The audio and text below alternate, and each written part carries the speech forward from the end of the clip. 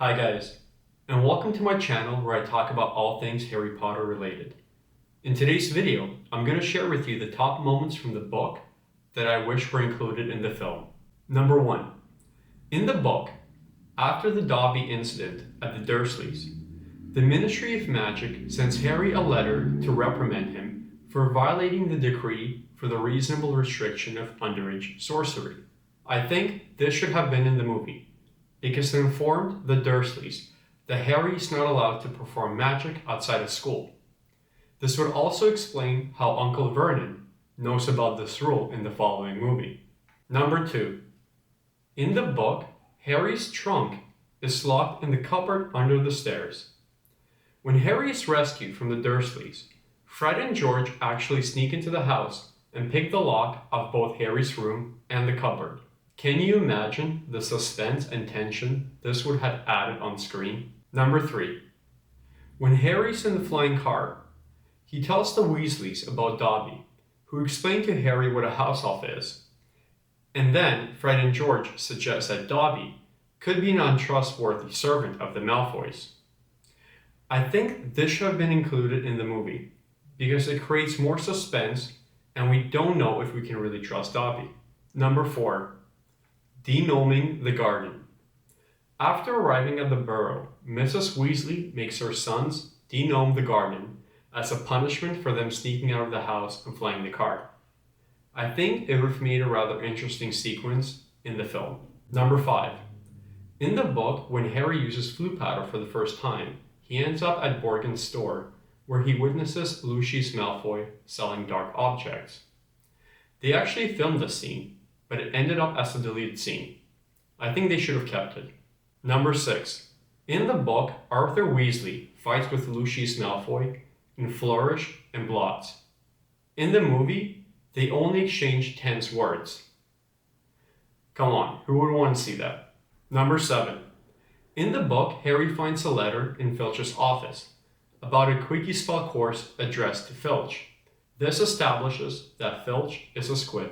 I think this would have been good to establish on screen because Mr. Filch believed that the reason Harry attacked his cat, Miss Norris, was because Harry found out that he was a squib. Number 8. The scene where Colin asks Harry for an autograph and Lockhart lectures Harry for giving out autographs. It's a really funny scene in the books. Number 9. The nearly headless Nick Death Day party should have been included in the film. Number 10. In the book, Professor Binns explains to the class about the Chamber of Secrets during a History of Magic class. Professor Binns was actually a ghost too, which is kind of cool. In the film, Professor McGonagall explains to the class about the Chamber of Secrets. I would have kept it to the original. Number 11. In order to know how to correctly brew the Polyjuice Potion, Hermione needed a book, which was kept in the library's restricted section. Hermione tricks Gilderoy Lockhart into giving her a note in order to take the book out of the library's restricted section. I thought it would have made for a funny moment in the film. Number 12. In the book, Harry, Ron, and Hermione cause a disturbance in potions class to steal ingredients from Professor Snape in order to make the Polyjuice Potion. This was omitted in the film. I thought it would have raised attention if it was included in the film. Number 13. In the book, Ron recognizes Tom Riddle's name for an award he received for special services to the school. Ron had to clean it the night he served detention for the flying car incident. I thought this moment ties the story together neatly. Number 14.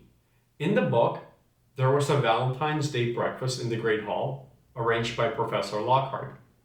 Harry gets a singing Valentine, presumably from Ginny. I thought this would have been a nice moment to include in the film. Number 15. In the book, Penelope Clearwater, who is a Ravenclaw prefect and the girlfriend of Percy Weasley, was one of the basilisk victims. She's found petrified beside Hermione. Hermione was actually using Penelope's mirror to avoid looking into the basilisk's eyes. Number 16. In the book, it's mentioned that the crowing of a rooster is fatal to the basilisk, and Hagrid's roosters were killed by the heir of Slytherin. This was omitted from the film. Number 17. There's a funny moment in the book where Professor McGonagall and the other teachers are gathered in the staff room and volunteer Lockhart to fight the basilisk. The teacher's comments after Lockhart leaves make it clear that they know he was incapable. There's a similar scene in the movie, but I felt the book version was better. Number 18. In the book, I like the way Gilderoy Lockhart's character was built up in the beginning, before revealing that he was a big goof.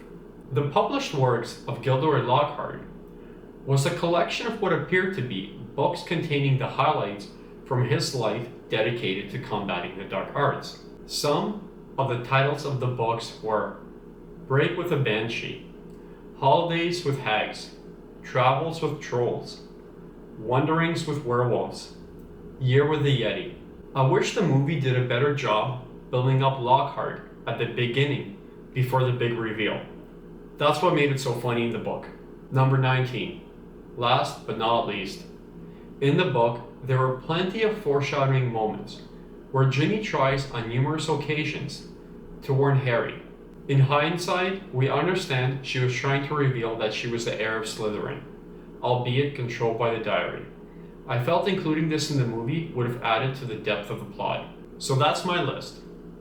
Those are the top things from the book that I would have included in the movie. I'd love to hear yours. As always, feel free to let me know if there's any specific topic you'd like me to cover in an upcoming video. Thank you for watching, and I hope to see you in the next one, where I'll discuss the top Harry and Ron best friends forever moments.